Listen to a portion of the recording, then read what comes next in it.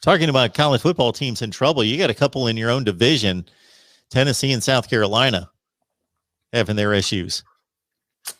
Yeah, new coaches coming in for this season. Beamer first job, and it's tough. It's tough cutting your teeth in the SEC. So we'll see how that goes. Florida hasn't had a lot of good success, a lot of success in hiring first-time head coaches. You go back to Ron Zook, didn't live up to the expectation. Will Muschamp, good second season. That's all you can really count on. Jim McElwain, pretty good first couple seasons in a down SEC East, and didn't make it past year 3. So it doesn't really work out for Florida, a big-time program like Florida. But we'll see. You probably got a lot more time to work on it at a school like Clemson, a school like South Carolina, in the same state as Clemson, who hired a first-time head coach in Dabo Swinney. Worked out pretty well for them after giving him some time after a struggling start there at Clemson. So, you got to give him time, of course, Beamer, and looking at that, time to figure things out along the way. And then Tennessee, Mark, I find it funny and joking with some Tennessee people that I know. I was like, covering Florida is never boring. I say for Florida, there's never a dull moment in Gator Nation. That's kind of the moniker for Gators Breakdown.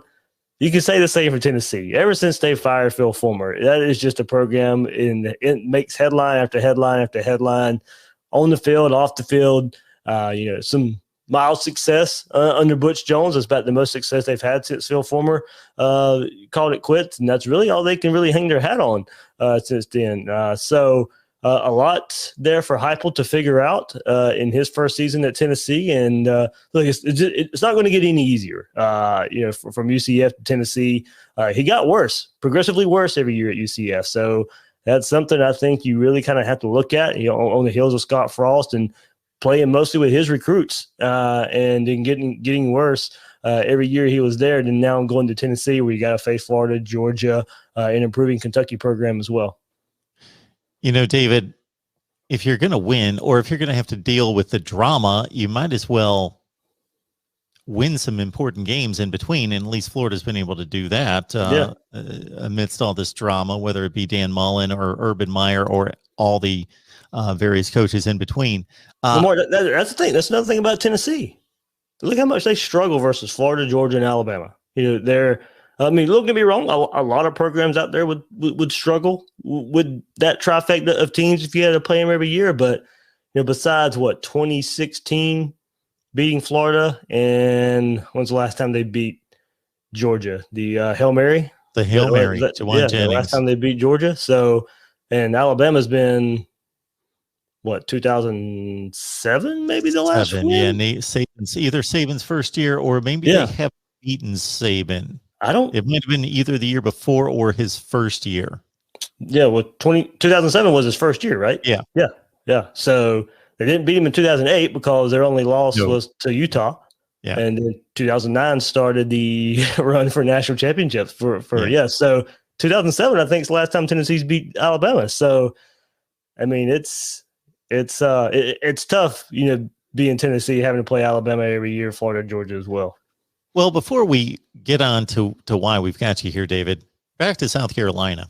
I don't know that there's a program in the country that has lost for decades or underachieved for decades. When I say lost, I don't mean they're Oregon State or anything like that. But in terms of you're geographically in a great place to recruit, you've got a rabid fan base. You're supported. You got 80,000 people in the stadium. You should win at some point. Spurrier did it. Did it at the 7-5 level for most of his time there. Then he kicked it in with 11 wins for 3 consecutive years near the end of his tenure. But other than that, this has been going on for decades, and South Carolina has never won at any substantial level. And I can't think of another program that has resources and a rabid fan base and recruiting, all those 3 things, that can't get it done ever. Yeah, especially one that's considered a football school. I'd probably put North Carolina maybe in that same regard, but they're putting basketball first, so it's really not the same. But they have resources. They're in a Power 5 conference. and with the right guy, you know, Mac Brown, you know, they can do some things. But you know, they kind of just without Mac Brown have kind of just been the same program they've always been there. So South Carolina, yeah, besides Spurrier, you know, he was able to really dial in and hit on some great in-state talent South Carolina had at the time, and get that top in-state talent and go win with it. So yeah, look, Steve Spurrier is one of the best college coaches ever. So you could give him credit there for what he did at Florida and what he's done at South Carolina that nobody else has really been able to do. Lou Holtz to a degree as well, but not at the level Spurrier did for 2 to 3 seasons in a row there at South Carolina. So yeah, it's tough. I mean, it's not as tough as the SEC West when you look at what Tennessee and South Carolina had to deal with, but with the established powers of Florida and Georgia.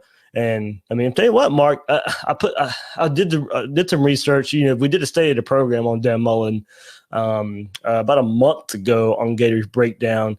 And since Dan Mullen's been hired at Florida, Alabama, Georgia, LSU lead the way with wins, with Florida 4th. Kentucky's tied with Auburn for 5th since 2018, since Dan Mullen's been hired. So, you know, you look at it, I mean, Kentucky's just been able to find a way to win some games with Mark Stoops, you know, in the last few years. Yeah, I'm kind of pulling for Kentucky. They just seem to be just a team that can overachieve. And Mark Stoops has found a way to go north, actually. He's the only school in the SEC that consistently goes the other direction for some of his best players to Michigan, Ohio, Pennsylvania. All right, let's get down to the Gators. We got David Waters on the line from Gators Breakdown.